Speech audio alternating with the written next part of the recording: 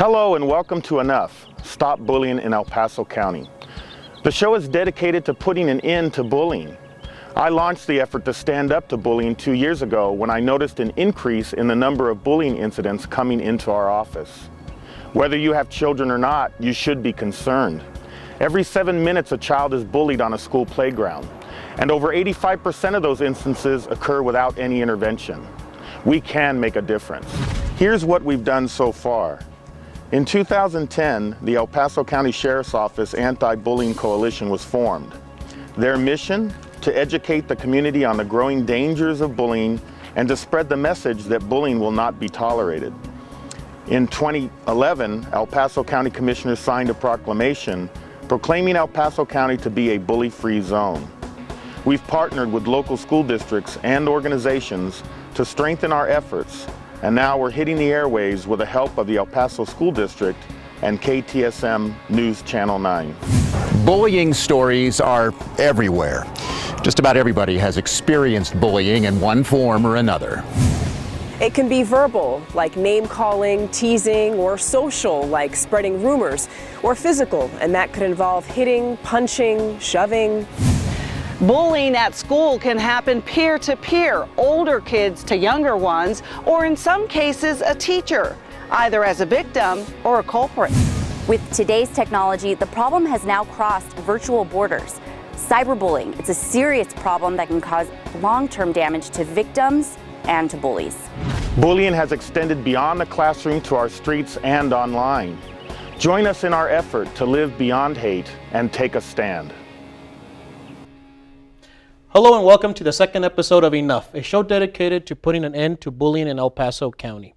On this episode, we will be talking about teen suicide and how to prevent teen suicide. We'll also have an open forum discussion with the El Paso County Sheriff's Explorers Program. But right now, joining me, my first guest is Dr. Gaitan from University Behavioral Hospital. Dr. Gaitan, thank you for taking time out of your busy schedule and joining us here today to help us better understand this issue of bullying. I have a couple of questions for you. The first thing I'd like to ask you, Doctor, is in your professional opinion, what is bullying, and why is it causing why does it cause such an emotional issue with children? Well, I think at the center point of bullying, when you think of it as a concept, it's mainly about control. And it's one child trying to control another's behaviors through his own behavior, through his own actions. And the bullying, the person who's doing the bullying is trying to exert his control and his power over the other individual and take away power from that other person. Now, doctor, they say that, sticks and stones will break my bones, but words will never hurt me, right? What kind of emotional scarring do these kids have when you don't see the physical abuse, but the words are hurting them inside? What are some of the signs that parents should be looking out for? I think one of the important things to look out for is kind of any change in your child's behavior, especially if they're trying to avoid going to school. One of the first questions that should come into your mind is, what is going on at school that would cause my child not to want to go to it? So if your child is trying to avoid going to school, one of the first questions I would ask nowadays is anybody bullying you at school, and what can we do about it? If you see your child becoming a little bit more depressed, quiet, another thing that actually could be the complete opposite would be if they start being aggressive also towards their other brothers or neighborhood kids, because they may be picking up behavior from that bully. Since they can't do anything about it with the bully, they then, in order to master that emotion, they go ahead and do it to some other kid, and that way they make themselves feel better. Doctor, when we talk about learned behaviors, we think about something that's learned at home, but you brought up a very interesting point right there where you said that they might withdraw emotionally, but they might also take the action that they're seeing from that bully and turn it around into an aggressive manner. So would it be common to see the person being bullied becoming a bully as well? I've seen both. In general, people who are bullied for a prolonged period of time are not as likely to be bullies as, let's say, somebody who witnesses domestic violence a lot. People who witness domestic violence a lot are more likely to then use aggression to deal with their own emotions as well. But somebody who's bullied, especially if they feel they can do nothing about it, you may see bullying only in situations where they are in complete control and dominance over the other kid. In other words, in younger children, where they can then express that emotion and get it out and say, now I'm in control of you, now I'm bullying you. And that way getting rid of their anxiety, their fear, their dislike for themselves, for allowing themselves to be bullied. You know, these kinds of things, whether it's emotional or physical statements, leave a long time scars with these kids, leave a lot of scars, emotional and physical as well sometimes. As Dr. Gaitan pointed out, it's not about the physical scars that you can see. Has a lot to do with the emotional scarring that one cannot see. What you're about to see is a PSA that was filmed about what a young girl might be going through with those emotional scars.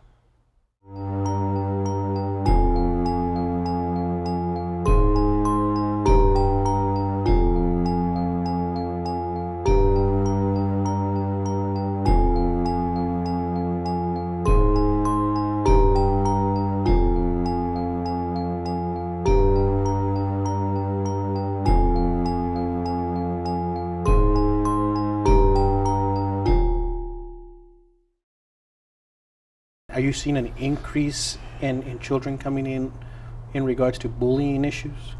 Recently, I've been noticing an increase. I'm not really sure if there's any more bullying, but I think we're looking at it a lot closer.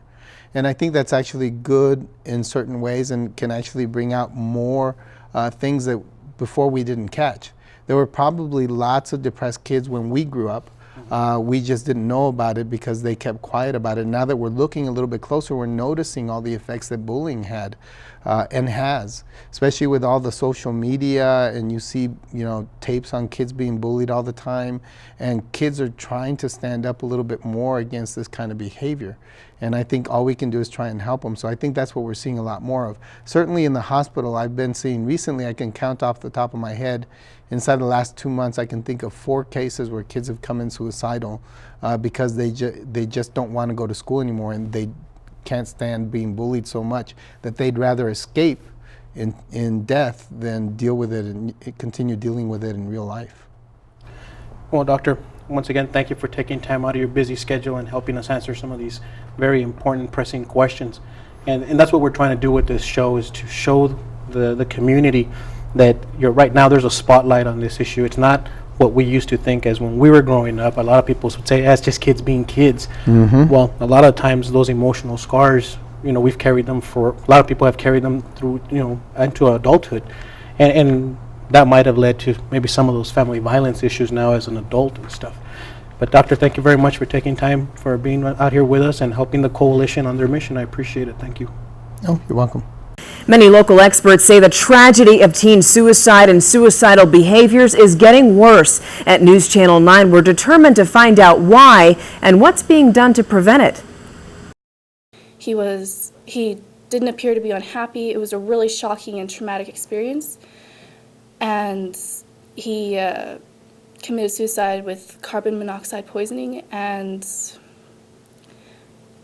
we never really found out why he did it. Tirza Robinson's cousin was 19 when he took his own life. Tirza says her family will never understand it. He didn't appear to be unhappy. Dr. Carlos Perlasca is a psychologist in El Paso. He hasn't treated Tirza's family, but says teen suicide or suicidal behavior is more prevalent now than ever before. It's been increasing, the numbers of teens that we have to deal with. Why is that? Dr. Perlasca says many teens in El Paso are overwhelmed, dealing with family issues beyond their control like unemployment. Dr. Perlasca says that creates a stressful environment for adults and their children. But they absorb the problems of their parents. And there's crisis, economical crisis, and there's unemployment. And unemployment and lack of money generates frustration. Dr. Perlasca believes the violence in Juarez adds more stress to teens in El Paso. Many kids here have strong ties to our sister city and feel the impact of the crime, death, and devastation in Juarez. And many of them, I may say, have already lost their parents. I mean, either their father, most commonly, they have lost their parents. They either kidnapped and never come back. We try to give everyone. Jaime Mercado agrees. He's a school counselor at Northwest Early College High School in Canutillo. We have students in just about in every school that has been affected by the deaths that are going on in Juarez. These teens say bullying is another issue. Segregating, the cool kids from everyone else. We're all so comfortable with certain people that we sometimes don't want to accept these, like when people come out of the closet or if someone wants to try to be in your group. And bullying doesn't stop when school lets out. Experts and teens alike say that social networking sites like Facebook and Twitter have played a role in teen suicide. Because you're able to communicate effectively with a lot of people, that also makes the problem grow bigger than what it really is. The student gets a lot of support when they enter something. They can either be reinforced or they say, I don't think the world is worth living, I'm sick of life. And then the students continue making comments as to you're right. With all that stress, Dr. Bedlaska says many teens look for a way to escape their problems. Also, they can commit suicide often under the influence of some sort of drugs. They're not that depressed, not severe chronic depression, and they go out and they take ecstasy or whatever other drug. They go to alcohol. I think one of the big ones would be ecstasy. Yeah. Because that's what gives you like a high for a long period of time. Dr. Bedlaska says parents need to become more involved in their kids' lives before substance abuse becomes a problem. Go back and be close to your daughters, to your sons, participate, know what they're doing, because that's also a problem. We are so busy trying to keep our jobs or with our unemployment and our own problems that we don't pay as much attention as we will. For young people who feel they have no one to talk to, there is help. Emergency Health Network Crisis Hotline. This is Celia. Celia Morales works for the Crisis Hotline at the Emergency Health Network in El Paso. She says dozens of teens have called the hotline since the beginning of this year. They are crying out for help. They do start beginning to tell us about different situations at home, usually problems with family members such as parents. Celia wants to tell teenagers who are thinking about suicide that death is not the answer. Our mission, of course, is to just let them know that there is help available. There's help for anyone of any age who's struggling with thoughts of suicide. You can call the Emergency Health Network's crisis hotline at 915-779-1800. In the studio with me now are area students from San Elizario High School, Horizon High School, and El Paso Community College. Some of the students here today are members of the El Paso County Sheriff's Explorer program. So I'd like to turn this over to Jackie, who's going to tell us a little bit about the Explorer Post program. Well, we just basically do hands-on training with the deputies. We first of all learn how to be leaders in our community. We do a lot of community service, and we prepare for national competition, which is another big thing about the Explorer program. The hands-on are scenarios, the life situations that the deputies have in life, we do as well. They're teaching us how to control a situation. Jackie, can you tell us a little bit about the role that the Explorers play in the Anti-Bullying Coalition? Well, we're working to stop the bullying. We educate the students in our schools. We educate them by knowing how we can stop the bullying. And we have community service events which can help the community and informing them of better ways to stop the bullying. Right, and of course, with all you being in high school, you guys serve as our number one go-to people, so we can see exactly what issues are happening in the schools.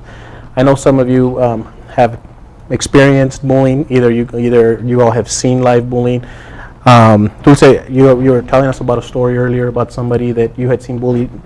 How did that make you feel when you saw that individual being bullied? Well, it made me feel like bad about the person, but like I wanted to help, but I didn't know how. Like I would think that since times are changing, like bullying would change and all that, but apparently it won't stop. Like it gets worse and worse every day. Karen, what kind of issues have you seen now that you've left high school and have transitioned into a college setting? Do you still see bullying taking place in the college setting as well? There's been a decrease in bullying. It's not as bad as it would be in high school. more of the bullying happens in high school, I guess, because you have different groups.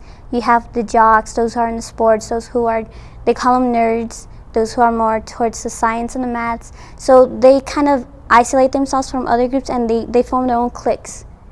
And that's how the bullying starts. You know, but in college, there isn't much bullying going on. There's been a decrease in that.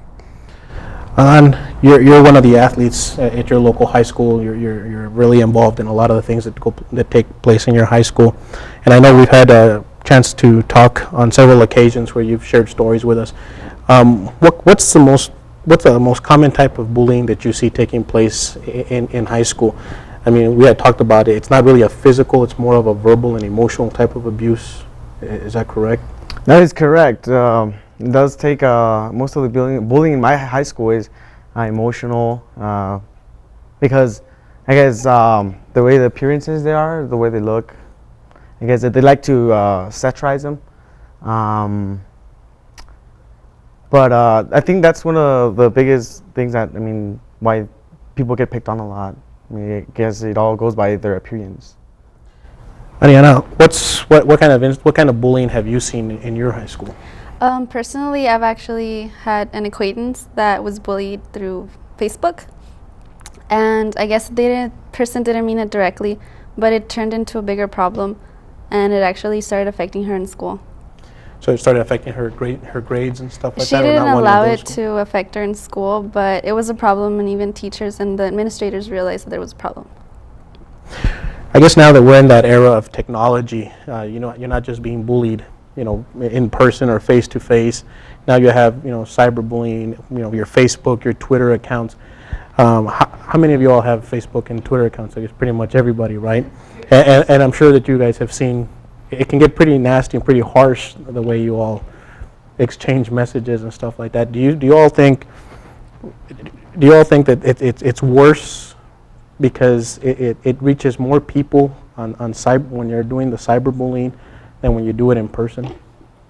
I think that by the technology that they've helped, like the technology has helped increase like the bullying, since more people can get into contact with other people. So yeah, that's what I think, that technology has actually helped into bullying people more. Well, of course, here with the Sheriff's Office and the Anti-Bullying Coalition, we were trying to do the opposite. I mean, we started our own Twitter page, we started our own Facebook page, we have our internet page, and we're trying to send out the positive messages across through the technology that's now available. But can you all tell us, I mean, Adan, you were saying that it's based on appearance. Do you all think it affects girls more than boys? Is it equal? I mean, who do you all think is harsher, the males or the females? Well, I think females are more emotional about it most of the time, and when it comes to males, like they're afraid to say that they're being bullied because people stereotype and they believe that males should be very tough about a situation. So, by them not doing that, do you all think that, I mean, have you all known anybody or anybody had friends that have talked about hurting themselves because they've been bullied or wanting to maybe hurt somebody else or hurt themselves? I've known a girl, I mean, she even deleted her Facebook because of bullying, and I think she did stand upon, I mean, I told her some advice with some of the things that she can do. She went ahead and took care of the situation, and I mean, we have the counselors in our schools, so they pretty much helped a lot. They brought her back up, and her self-esteem was better, and I think now she's back on her feet. So, well, that's good. The fact that we have, do our educators and the people in the schools, do they understand how devastating bullying can actually be? I mean, because if you look back, I mean, you guys kind of just said it pretty much, you know. We always think, oh, we're just joking around. We called her names. We're just playing. We don't mean it or anything like that. At what point do you all think that it crosses the line? I mean, like, how do you all? When would you say enough is enough? To the name calling or the joking around. When do you think we've crossed that line? Well, after the continuous like continuous days. I can understand when it starts like, okay, one comment, but then once it starts getting into like, start doing it in front of people and then not laughing about it and having others laugh at you because of the comment, I think that that's just beyond. That's just let me start picking on her and let it keep going on. Well, based on the community events that the Explorers do and everything that we've done here with the Sheriff's Office, how do you feel that, what's the best way, and I'm going to go one by one. Ariana, what do you think we can do, or how do we get the message out that bullying is not right? I mean, what do you think that somebody that's being bullied, what should they do if they're being bullied? I guess the best thing to do is to talk to someone like an adult or anybody that's close to them, because sometimes people seem to be afraid of even telling anybody, but that's the only way you can fix it. Karen, what do you think? We need to reach out more. The majority of those kids who are being bullied, they're reticent, they're not communicative. So they shy away and they isolate themselves. And we have to be on the lookout, sometimes not be so obsessed with it, but we have to be cautious and know what's going on around us so that we can prevent the bullying. Alan, what do you think? I mean, like I said, going back to the whole, you're involved in a lot of things there at the school. What do you think about the... I'm going to go ahead and agree with Karen because, she said to reach out. By that, I would say, putting up some presentations. If the sheriff's office can put up a presentation, several schools hitting up all those communities that are being affected by the bullying.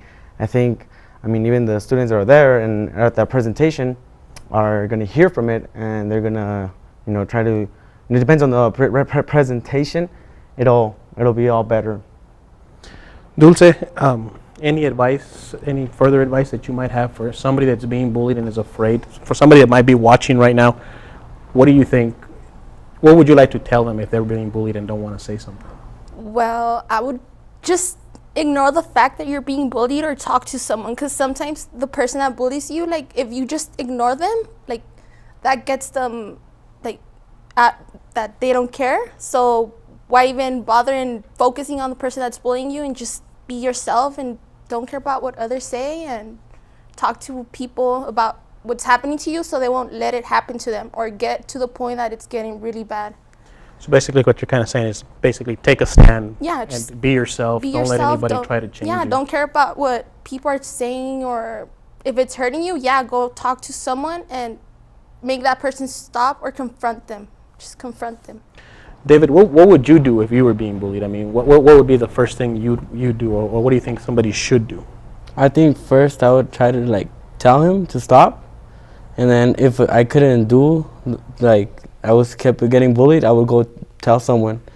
I would explain to them what was happening, and I think there's a lot of people out there that we can trust that will listen to teachers and everything, and I think I would go out and speak to someone. And I think that's what bullying, that's why it's grown, because not a lot of people throw it out there. All the people that are bullied, they don't speak out, so they get bullied until it's already too late and something else happens. Jackie, you've been with the Explorers for quite some time now, so of course you've come to understand and realize that the individuals wearing the uniform, we're actually your friends and we're there to help out. A lot of the times you'll go to the stores and you'll hear mothers saying, "Oh no, you're misbehaving, I'm going to tell the cops to take you away." They're always kind of making it look like we're the bad guys. But in reality, we're not. We're there to help. And of course, what do you think parents should do to help their kids get over preventing bullying or becoming bullied before it becomes a matter of law enforcement having to get involved? Well, I think, first of all, parents need to start getting more involved in their child's education. So starting off with informing the school about the situation, letting them know what's going on before we have to take it into the big step of law enforcement getting involved. But the best advice is for parents to start getting more involved in their education, know who your children's friends are, what your children do and stuff, so that you can have a better view to what is going on. There you have it. We have you all here. You've all told us some of the instances of bullying, some of the things that we should do. Now, as you know, when you talk to your parents, and the topic of bullying comes up, do they ever recall stories of being bullied. I mean, this is a problem that's been going on for years and years and years. And talking to your parents or anything like that, do you think it's getting worse from when they were younger, or do you think it's getting worse now? It's becoming very like dramatic, like people dying and stuff like that. So Very it's common. Yeah. Right. Not too long ago, I heard in the media, in the news, that a girl died because of that. I mean, a lot of girls are bullying at her, and apparently her mom, I don't think she was too aware of that. But the girl got bullied to a point that she died at the scene. So I'm not sure I don't think it's getting any better, but I think it could. There could be a way to fix it. Ariana, with technology and everything that's coming up now, is that what's making it worse? I mean, back in the days, once you left school, it was over. There was no cell phones, no computers, no internet, no Facebook, no Twitter. I mean, it was it. So I guess that's what's making bullying a much bigger problem now, right? Yeah, I think it's like definitely evolved into a different thing. It's a different type of bullying. It's more emotional and verbal, when as like back in the day, or you could say your parents, like, oh, like they would beat the kid up or something, but it's more emotional, and it hurts the person as so much that they commit suicide. Right. Well, there you go. You heard it straight from our students in local high schools of the issues that are affecting them when it comes to bullying. And it's up to us to say enough and take a stand and put an end to bullying. Thank you for joining us today. Now let's take a look at a year-long anti-bullying campaign that's starting at the Sheriff's Office. Many offices have casual Fridays, but the El Paso County Sheriff's Office has casual Thursdays. We're all in unity in reference to this anti-bullying problem that's been going on. And it's just to support and show the awareness that the Sheriff's Office has against anti-bullying. Chief Deputy Eddie Campa says the El Paso County Sheriff's Office is kicking off a year-long campaign to stop bullying. Part of the effort is to bring awareness to the issue by wearing these shirts that say, "Take a stand, live beyond hate." And then we have a new design shirt that's coming out here in the next couple of months that will be also wearing on Thursday. The Sheriff's Office wants to help implement anti-bullying measures in schools around the county. They want to start by assessing bullying in each school and getting the community involved to help advocate for anti-bullying initiatives. We're trying to show that, not everybody's the same. Everybody's different, and however, we all live on this planet, and we all need to learn how to get along. Chief Deputy Campa says that while bullying is an issue everywhere and can seem like an overwhelming problem to tackle, it's important that everyone, parents, teachers, and students, pitch in to help put an end to it. It's a national epidemic, and it's here in El Paso, and we want to be able to put an end to it sooner than later. Bullying has extended beyond the classroom to our streets and online. Join us in our effort to live beyond hate and take a stand.